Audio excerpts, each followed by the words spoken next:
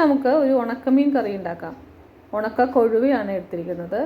അത് നന്നായി കഴുകി വൃത്തിയാക്കി എടുക്കുക. ഞാനിവിടെ അതിൻ്റെ കണ്ണും വാലും എല്ലാം കളഞ്ഞ് വൃത്തിയാക്കിയിട്ടുണ്ട്. നന്നായി ക്ലീൻ ചെയ്യണേ. അതിനുശേഷം നമുക്കിത് ഉണ്ടാക്കുന്നതിന് വേണ്ടിയിട്ട് ഒരു നല്ലൊരു മൺചട്ടിയോ അല്ലെങ്കിൽ നിങ്ങളുടെ കയ്യിലുള്ള ഏതെങ്കിലും ഒരു പാൻ എടുക്കുക. അതിനകത്തേക്ക് വെളിച്ചെണ്ണ ഒഴിക്കുക. വെളിച്ചെണ്ണയാണ് ഈ മീൻ കറി ഉണ്ടാക്കാൻ ഏറ്റവും സ്യൂട്ടബിൾ ആയിട്ടുള്ളത് കേട്ടോ. പാനിലേക്ക് കുറച്ച് വെളിച്ചെണ്ണ ഒഴിക്കുക. 2-3 സ്പൂണ് വെളിച്ചെണ്ണ ഒഴിക്കാം.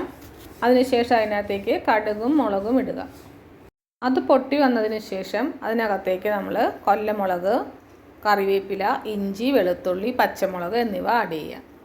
അതിൻ്റെ പച്ചമണം മാറുന്നത് വരെ ഒന്ന് വഴറ്റി കൊടുക്കുക. ഇഞ്ചിയും വെളുത്തുള്ളിയും നല്ലോണം ഇട്ടാൽ നല്ലതായിരിക്കും കേട്ടോ. അതിൻ്റെ ടേസ്റ്റ് മീൻ കറിക്ക് വളരെ നല്ലതാണ്.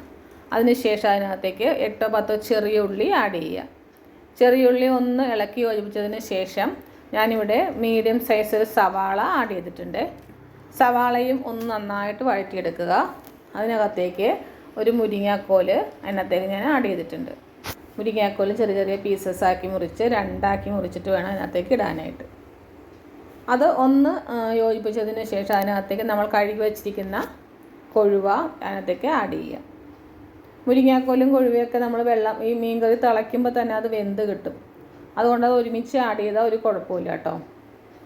അതിനകത്തേക്ക് നമ്മളിനി ഉപ്പിടുക, മഞ്ഞൾപ്പൊടി ഒരു 1/2 ടീസ്പൂൺ ഇടുക, മല്ലിപ്പൊടി 1 ടീസ്പൂൺ ഇടുക, മുളക് പൊടി നമ്മുടെ എരിവിനനുസരിച്ച് ആഡ് ചെയ്യുക.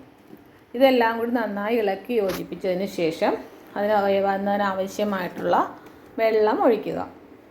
വെള്ളം ഒരുപാട് ഒഴിക്കണ്ട, നമുക്കറിയാലോ, അതനുസരിച്ച് വെള്ളം ഒഴിക്കുക. അത് ഒന്ന് ഇളക്കി യോജിപ്പിച്ച് വേണമെന്നുണ്ടെങ്കിൽ ഒന്ന് അടച്ച് വെച്ച് വേവിക്കാം. അതൊന്ന് തിളച്ച് വന്നു കഴിയുമ്പോഴത്തേക്കും ആ മീനൊക്കെ നന്നായി വെന്തിരിക്കും. നമ്മളിതിനൊപ്പം തന്നെ ഒരു അരമുറി തേങ്ങ എടുത്ത് അരച്ച് വെച്ചിട്ടുണ്ട്. തേങ്ങ മാത്രം, അതിനകത്ത് വേറെ ഒന്നും ചേർക്കേണ്ട കാര്യമില്ല. ഈ മീനും മുരിങ്ങാക്കോലൊക്കെ വെന്തതിന് ശേഷം നമ്മൾ പുളിക്ക് ആവശ്യമായ മാങ്ങ ആഡ് ചെയ്യുക. അപ്പോൾ തക്കാളിയുടെ പുളി മതിയെന്നുള്ളവർക്ക് തക്കാളി ആഡ് ചെയ്യാം. ഞാനിവിടെ തക്കാളി ആഡ് ചെയ്തിട്ടില്ല, പച്ച മാങ്ങയാണ് ആഡ് ചെയ്തിരിക്കുന്നത്. അതും കൂടി ചേർത്ത് നന്നായി തിളപ്പിക്കുക. അപ്പോഴേക്കും മീനും എല്ലാം റെഡി ആയിട്ടുണ്ടാവും. അതിനുശേഷം ആ അരപ്പ് അതിനകത്തേക്ക് ഒഴിച്ചു കൊടുക്കുക. തേങ്ങ മാത്രമേ അരച്ചിട്ടുള്ളൂ. വേണമെന്നുണ്ടെങ്കിൽ ഒരു പച്ചമുളക് കൂടെ ചേർക്കാം. ഞാൻ തേങ്ങ മാത്രമേ അരച്ച് ചേർത്തിട്ടുള്ളൂ കേട്ടോ. അതിനുശേഷം അതിനകത്തേക്ക് ആവശ്യത്തിനുള്ള വെള്ളം ഒഴിക്കുക.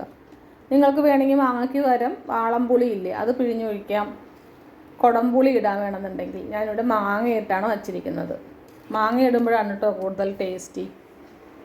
അത് നന്നായി തിളച്ച് വന്നു കഴിയുമ്പോൾ അതിനകത്തേക്ക് കറിവേപ്പില ആഡ് ചെയ്യുക. പിന്നെ കുറച്ച് വെളിച്ചെണ്ണയും മുകളിൽ തൂകി അത് ഉപയോഗിക്കാവുന്നതാണ്. എല്ലാവരും ട്രൈ ചെയ്യണേ.